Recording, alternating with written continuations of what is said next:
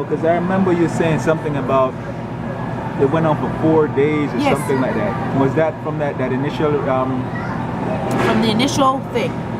From the initial, okay. And when did you start keeping track, like, to say you had 10, you had 20, you had 30, you had 40, you had 100? What I noticed, which I thought was odd, that if I masturbated, I didn't, the sensations went away, say, temporarily, and then it came back. And then, you know, you try something, you say to yourself, let me try it for a significant amount of time. So you're in there for a couple of hours and you're thinking, the sensation's not going away.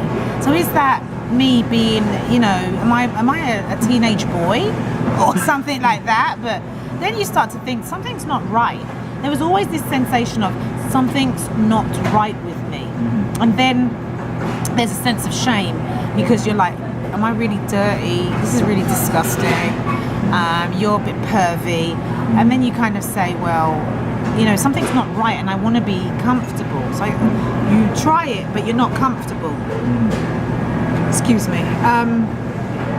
And then, you know, I got married and I didn't have the symptoms again. So I guess I was thinking, oh, you know, maybe that was just a one-off. I had it and that was that. When I got divorced, after my divorce, and I had the next episode, and the guy was there, he goes, this I've never seen this before. This is wrong. Something's wrong. So I had validation from another human being, because before that, I was like, well, you know what, Kim, something's mad. There's something wrong with you, but you don't want to say anything in case people think you're mad. So how did he just saw you going through the convulsions? He once he had pulled out and he realised that she's still coming, and then we're an hour later and you're still coming. It's 2 hours later. Okay. Yeah, something ain't right. Yeah, something ain't right here. Yeah. And he's like, what do you want to do? And I was like, you know, you're twitching, and he's thinking, well, let me try ice. Let me try do some squats. See if you can do that. I get. After intense orgasm, I get temporary paralysis of my legs, which is also a little bit out there too. In your legs? Yeah, I can't move. So I guess once he said, you know, you really should speak to a doctor about this because there's something not right with it. Yeah. And then that's when I had, like, you know, I had the courage to go and speak to somebody. The first person I actually spoke to was my physician, and he was really like, he goes, what do you need me to do? What do you want to do about it? What can we do? And he did a lot of hormonal testing, because obviously I'm an older woman, let's put it out there, hair's white, so he thought maybe I was going through menopause or something like that. But my hormone levels came back okay, so I was like, well, okay, we can X that off the thing. And then I started to research the disorder, and I found there was a woman on 2020 called Jeannie Lund, and she did a program with a couple of other people, and I reached out to her, and she had a support group, an email support group, so I joined that, and then I found that I wasn't alone. There's other people that have this who present in different ways. And then finally in 2013, I got a formal diagnosis in 2012. 2013, I joined a Facebook group, and then they requested that I become an administrator because I was just that outspoken.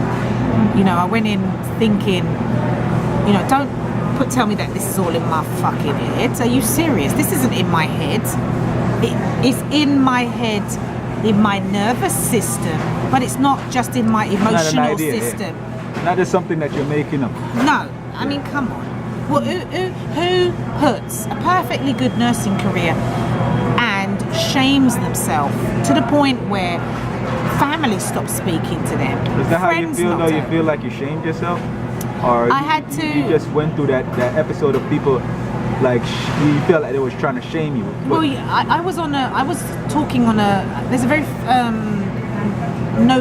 reputable website called Medscape, where you can read a large quantity of MEDSCAPE, and I will challenge anybody to go into the search engine and look at, you can just join and whatever, it's free to join, but you can look at restless genital syndrome, and Medscape is read by a large quantity of doctors and nurses. Well, I got bullied by them. By the doctors and nurses? Oh, yeah. Oh, what is this? The next housewife of the week syndrome? Really? That's really how, you know, come on. And they were like, well, you know, it's got terminology genitals in it. We don't want to talk about genitals. Well, you're doctors. Who else I'm going to talk to about it? So that's where I kind of got Medscape to acknowledge that I was being bullied, and I said, okay, we're just going to keep going. Like I tell anybody, and people who know me will tell you can knock me down, but I'm going to get up. You best believe when I get up, I'm going to give you exactly what you gave me times 10. Yeah, I just think that a lot of this is just pure ignorance on people's part, because like there's so many things that affect us as human beings, as I was saying earlier. So many things that affect our bodies, our minds, our brains, our nervous system. You know what I mean? And we have nice names for them. You know, we like to think that we're normal. Right. You know what I mean? But what is normal? Is asthma normal when a little kid can't breathe because, you know, is the alveolus or whatever, the things in his lungs are squeezing out? Is diabetes normal? You know what I mean? We all know that diabetes is not normal. Exactly. But we do know that there's things that you can do to treat it. Exactly. The difference for the PGAD is there are a large quantity of limitations regarding the fact that the disorder is so multifactorial. There's multiple causes, there's multiple presentations, so it's not easy for a doctor. Like when somebody comes and they say, oh, my blood pressure is really high. Oh, I can write you a prescription for that. Take this blood pressure medicine. If that blood pressure medicine doesn't work, you know, you check it, then they'll give you a new one. Then you go through a couple of them, and then finally you get one that keeps your blood pressure at a level. There's no pill like that for PGAD. You got to really come with your critical game and look at me as an individual, look at my lifestyle, look at what my triggers are, look at what my stresses are, and then find a treatment modality that suits me. It's not about writing me a pill. So exactly, because like the point I was trying to make is that, you know, the human body goes through so many different things, especially through the life process. Yeah. We've got, you know, depending on what you're affected by or what's affecting you, you know what I mean? And some of it we understand and some of it we don't understand. The things that we don't understand is the things that we need to work on. You know, we need to try to understand, because like, just because it's not a large majority of people coming out, because some people are very uncomfortable to talk about certain things. Oh, absolutely.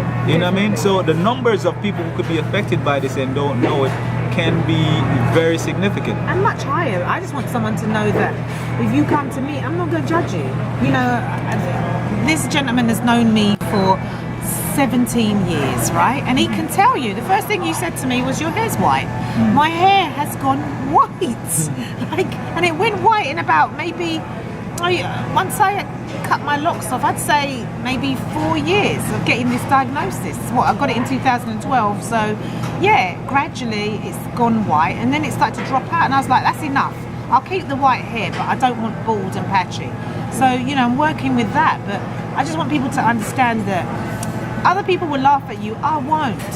I will be here until the good Lord takes me home and it's time for me to check out. I'm going to be here, and I'm going to be fighting this fight till we get a formal diagnosis, until human sexuality, whatever form, is actually on the medical curriculum and on the nursing curriculum. We are moving towards a world of wellness.